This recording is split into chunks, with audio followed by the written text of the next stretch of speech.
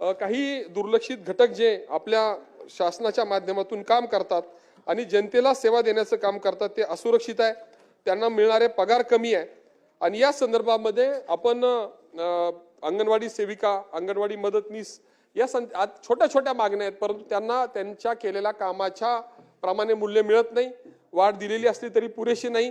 तीच परिस्थिती आशा वर्करची आहे। छोटी छोटी कामं आपण त्यांना करायला सांगतो आणि त्यांचा पगार मात्र 18,000, 3,500, 3,500 ते 5,000 आहे।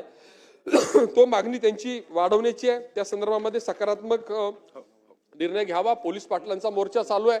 त्यांचा पगार वाढ झाली असली तरी त्यांच्यावर असणारी जबाबदारी खूप मोठी आहे, त्यांनाही दिलासा देणं आवश्यक आहे। समग्र शिक्षा अभियानाच्या माध्यमातून जे कर्मचारी काम करतायत ते सुद्धा असुरक्षित आहे आणि त्या संदर्भात सुद्धा आपण सकारात्मक निर्णय घ्यावा, अशा प्रकारची अपेक्षा माझी या चर्चेच्या निमित्तानं निश्चितपणे राहील।